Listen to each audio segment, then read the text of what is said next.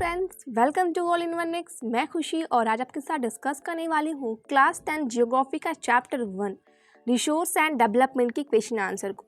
Friends, इस video में हम सब एक्सरसाइज के सॉल्यूशन को देखेंगे। एंड ऐसा हो रहा है फ्रेंड्स कि आपके जो एग्ज़ाम में आपके जो बोर्ड एग्ज़ाम होंगे उसमें जो क्वेश्चन आएंगे उसमें MCQ भी रहेंगे, ठीक है। तो मीन्स 50% MCQ रहेंगे, 50% उसमें क्वेश्चन आंसर टाइप क्वेश्चन रहेंगे जो वेरी शॉर्ट और लॉन्ग होते हैं। तो इसीलिए आपको MCQ भी पढ़ना है। तो इसके लिए आपको चैप्टर को अच्छे से रीड करना होगा। और अगर आपको MCQ सॉल्व करना है, प्रैक्टिस चाहिए, तो आप हमारे चैनल को सब्सक्राइब कीजिए, बिकॉज हमारे चैनल पे इसके MCQs मीन्स हिस्ट्री के, ज्योग्राफी के, हिंदी, इंग्लिश के MCQ ऑलरेडी अपलोड हैं, तो आपको सारे सब्जेक्ट के मिल जाएंगे। चलिए स्टार्ट करते हैं। हमारा फर्स्ट क्वेश्चन है, which one of the following type of resources is iron ore. जो हमारे आयरन ओर होते हैं, मीन्स आयरन ओर मीन्स होता है लौह अयस्क, ठीक है। तो फिर जो हमारा आयरन ओर होता है, इसमें इसकी जो भी इम्प्योरिटी वगैरह होती है उसको रिमूव करके ही आयरन बनता है। तो यहाँ पर किस टाइप का रिसोर्स है हमारा आयरन ओर? तो आयरन ओर जो है वो हमारा नॉन रिन्यूएबल रिसोर्सेज है। Second one is, under which of the following type of resources can tidal energy B put. तो किस टाइप के रिसोर्सेज में हम सब टाइडल एनर्जी को रखेंगे?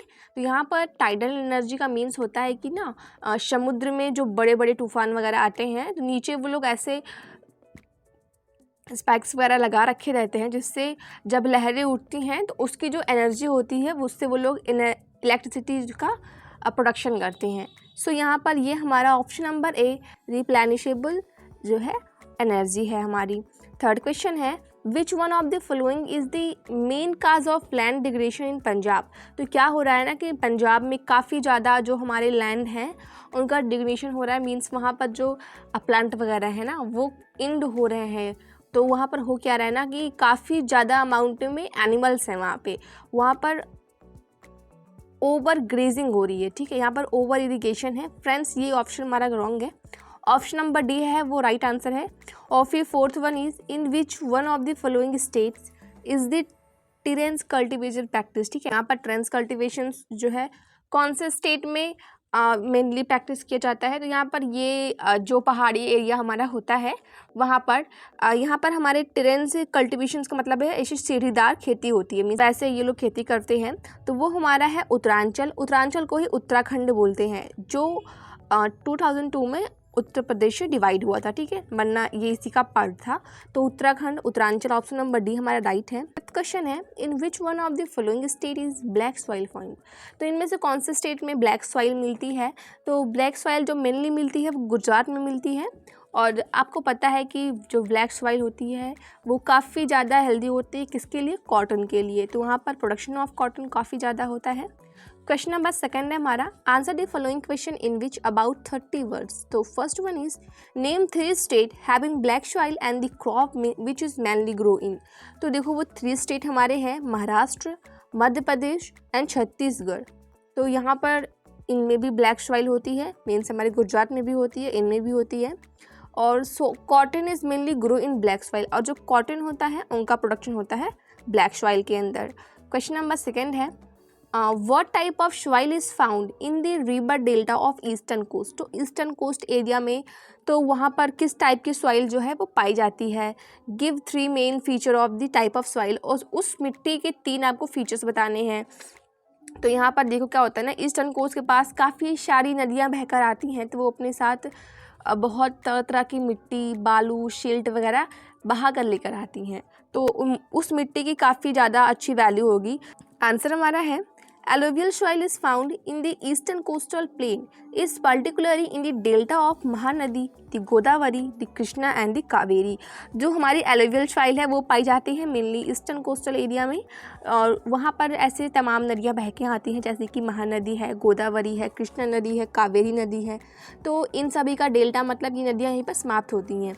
तो यहाँ पर क्या होता है ना, ऐसे बहुत सारी नदियाँ आती हैं बहकर, वो अपने साथ तरह तरह की मिट्टी और खनिज पदार्थ बहाकर लेकर आती हैं और इकट्ठा हुई रहती है। और इनके फीचर्स क्या होते हैं? So first one is, alluvial soil consist of various proportion of sand, silt and clay. जैसा कि मैंने कहा, ये नदियाँ काफ़ी दूर से बह के आती है, तो अपने साथ वो बालू, शिल्ट और क्ले वगैरह जो है उनको भी हाई अमाउंट में पाए जाते हैं उस सॉइल में। और फिर दिस सॉइल वेरी फर्टाइल, ये मिट्टी काफ़ी फर्टाइल होती है। Due to its high fertility region of alluvial soil are intensively cultivated and densely populated. तो ये सॉइल काफ़ी ज़्यादा फर्टाइल होती है, इसीलिए इसमें जो क्रॉप वगैरह हैं वो काफ़ी अच्छे से ग्रो करती हैं। This soil contain N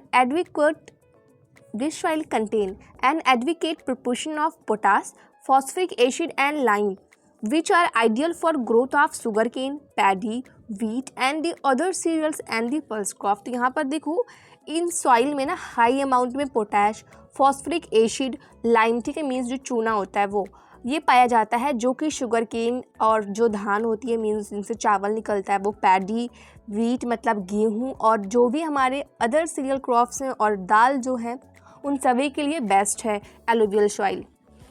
third question हमारा है what step can be taken to control soil erosion in hilly areas.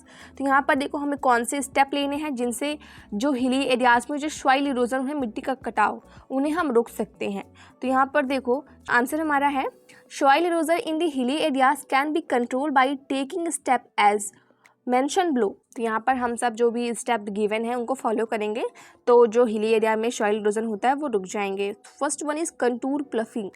तो कंटूर प्लफिंग में क्या होता है, ploughing along the contour line can declare the flow of water down the slope, this is called contour ploughing. तो यहाँ पर contour ploughing में क्या होता है ना, जो प्लफिंग होती है ऐसे मतलब स्टार्टिंग जैसे जलेबी नहीं होती है कि स्टार्टिंग से लेकर अंदर तक जाती है गोला गोला करते हुए, ऐसे ही कंटूर प्लफिंग हमें करनी है जिससे उसका जो स्लोप है वाटर का वो अंदर ही जाए। तो मिट्टी अंदर जाएगी तो मिट्टी जो है वो कहीं बाहर बहकर नहीं जाएगी, तो सॉइल इरोजन नहीं होगा। Second one is trench cultivation, means वो सीढ़ी वाली खेती जो होती है उससे हम सब अगर स्लोप बनाएंगे तब भी जो है जो कल्टीवेशन है वो अच्छे से होगा और सॉइल इरोजन जो है वो रुकेगा। Third one is strip cropping. तो इसमें क्या होता है कि जो भी हमारी काफ़ी बड़ी सी फील्ड होती है उसको हम सब ऐसे स्ट्रिप में डिवाइड कर दें और फिर छोटे छोटे पार्ट में उनमें क्रॉप को ग्रो करें, तो जिससे हमारी जो सॉइल इरोजन वगैरह है वो नहीं होगी और जो विंड है मीन्स जो हवा है वो कितना भी फोर्स लगाए लेकिन वो मिट्टी को ब्रेक नहीं कर सकती है। तो ये भी बेस्ट है हमारे सॉइल इरोजन के लिए। So fourth one is what are biotic and abiotic resources, give some example. तो बायोटिक रिसोर्सेज क्या होता है और एबायोटिक रिसोर्सेज क्या होता है, आपको एग्जांपल से बताना है।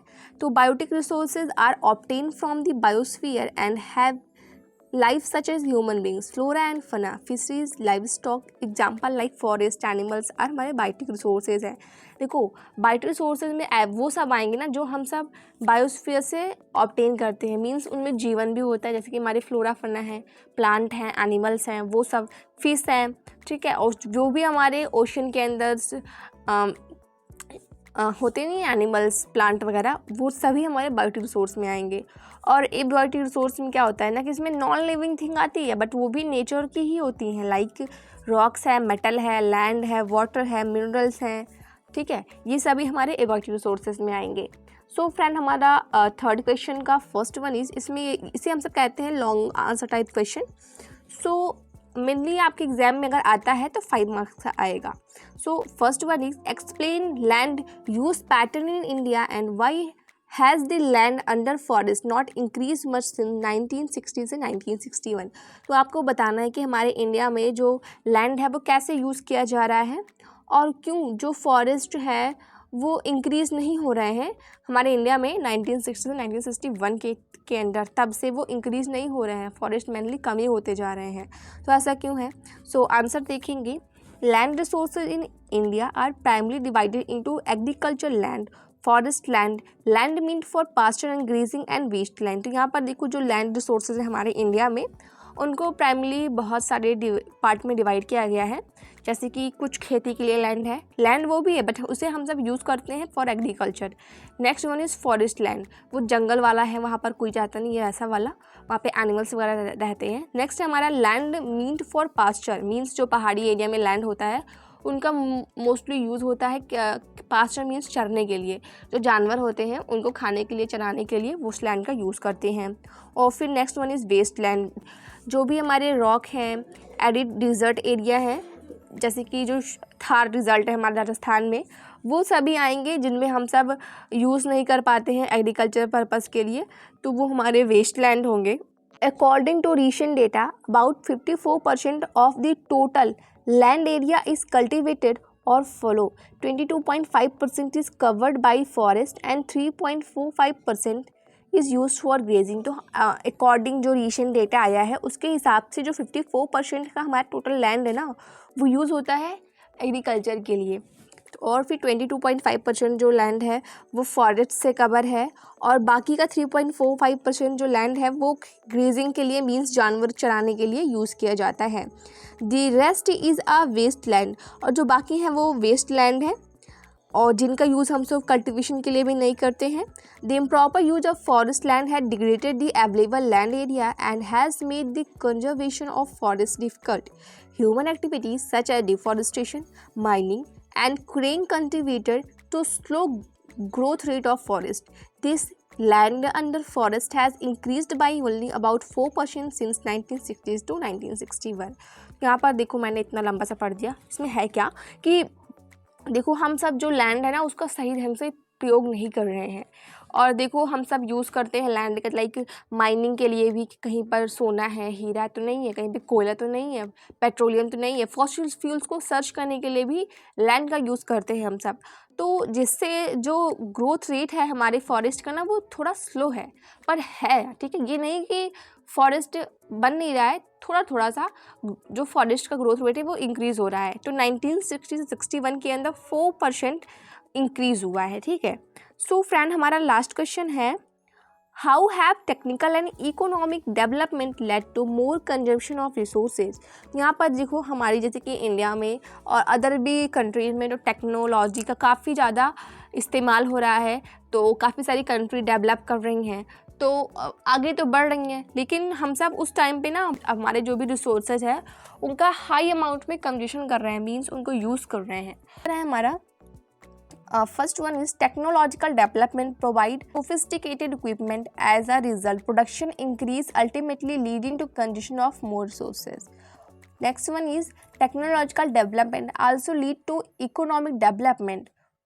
When the economic condition of a country rises, the need of the people also rises. It again result into more consumption of the resources. And third one is economic development provide favorable environment for the development of latest technologies. It helps to make or convert material found around us to resources. Finally, it result to the condition of new available resources too. तो यहाँ पे simple सी बात है, क्या हो रहा है ना कि जैसे जैसे हमारी कोई भी कंट्रीज़ है वो डेवलप कर रही है तो उनके टेक्नोलॉजी भी इंक्रीज़ हो रही है, तो उसमें क्या होता है ना कि हमें जो भी रिसोर्सेज की नीड होती है, इलेक्ट्रिसिटी की, पेट्रोलियम की, कोल की, कुछ भी जो भी हमारी नेचुरल रिसोर्सेज हैं उन सभी की हम लोग हाई अमाउंट में उनका यूज़ करते हैं.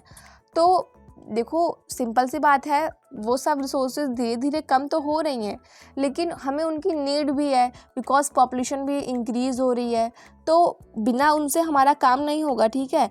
और फिर इसी वजह से जो हमारे इकोनॉमिक डेवलपमेंट हो रहा है कंट्री का, टेक्नोलॉजिकल डेवलपमेंट हो रहा है. सो फ्रेंड अगर आपको इसकी PDF चाहिए ज्वाइन करिए हमारे टेलीग्राम ग्रुप को, लिंक डिस्क्रिप्शन बॉक्स में है. चैनल विजिट कीजिए, आपको सारे क्वेश्चन आंसर मिलेंगे, और मैथ का सॉल्यूशन चाहिए तो आपको वो भी टेलीग्राम ग्रुप पे मिलेगा. मिलते हैं नेक्स्ट वीडियो में. Till then bye. Radhe Radhe friends.